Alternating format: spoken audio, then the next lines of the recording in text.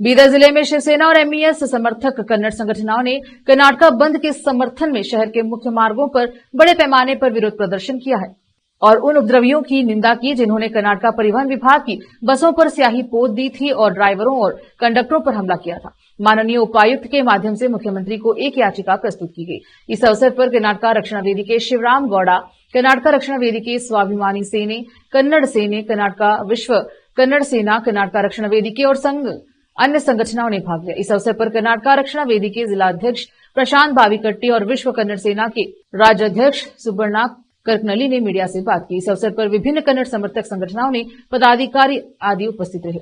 Cameraman Papuraj का coverage. Karnataka राज्य रचने आಗಿದೆ। कर्नाटकದ ರಾಜ್ಯದಲ್ಲಿರತಕ್ಕಂತ ಯಾವುದೇ ಜಿಲ್ಲೆ ಯಾವುದೇ ಗಡಿ ಭಾಗದ ಗ್ರಾಮ ಮತ್ತೊಂದು ರಾಜ್ಯಕ್ಕೆ ಸೇರ್ಪಡೆ ಆಗುವುದಿಲ್ಲ, ಅದು ಕರ್ನಾಟಕದಲ್ಲಿ ಉಳಿಯುತ್ತದೆ। ಕನ್ನಡದಲ್ಲಿ ಇದ್ಕೊಂಡು ಕನ್ನಡದ ನೆಲದಲ್ಲಿ ಇದ್ಕೊಂಡು ಕನ್ನಡದ ಅನ್ನವನ್ನು ಹುಡುಕೊಂಡು ಇಲ್ಲಿ ಕನ್ನಡಿಗರ ಮೇಲೆ ಹಲ್ಲೆಯನ್ನು ಮಾಡತಕ್ಕಂತ ಕೆಲಸವನ್ನು ಎಂಇಎಸ್ನವರು ಶಿವಸೇನೆಯವರು ಮಾಡಬಾರದು। ಇದು ಕನ್ನಡ ತಾಯಿಗೆ ಮಾಡಿರ್ತಕ್ಕಂಥ ದ್ರೋಹ ಆಗ್ತದೆ।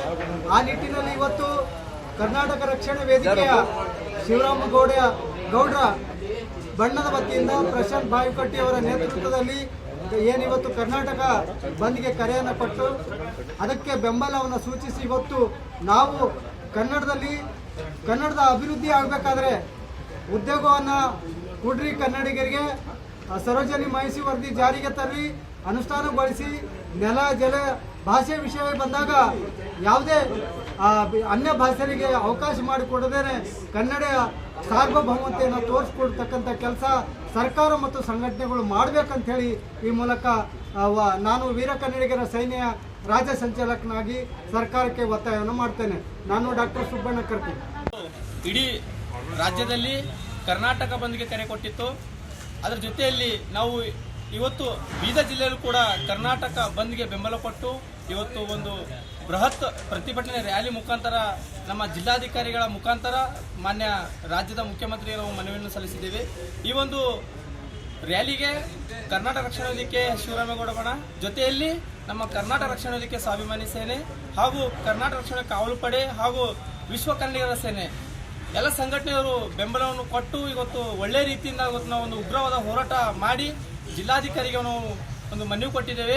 ಮಾನ್ಯ ನಮ್ಮ ರಾಜ್ಯದ ಮುಖ್ಯಮಂತ್ರಿಗೆ ನಾವು ಕೇಳಿಕೊಳ್ಳೋದೇನೆಂದರೆ, ಏನು ಪದೇ ಪದೇ ಕಾಲು ಕೆದರ್ಕೊಂಡು ಜಗಳಕ್ಕೆ ಬಂದಂಗೆ ಎಂಇಎಸ್ ಗುಂಡಾ ವರ್ತನೆಯನ್ನು ನಮ್ಮ ಕನ್ನಡಿಗರ ಸ್ವಾಭಿಮಾನಕ್ಕೆ ಧಕ್ಕೆ ಉಂಟು ಮಾಡ್ತಾ ಇದ್ದಾರೆ। ಅವರಿಗೆ ಒಂದು ಕಠಿಣವಾದ ಶಿಕ್ಷೆಯನ್ನು ಒದಗಿಸಬೇಕು, ಮತ್ತೆ ಅಂತವರ ನಮ್ಮ ರಾಜ್ಯದಿಂದ ಗಡಿಪಾರು ಮಾಡಬೇಕಂತಂದು ನಾನು ಈ ಮೂಲಕ ಅವರಲ್ಲಿ ಕೇಳಿಕೊಳ್ತೇನೆ।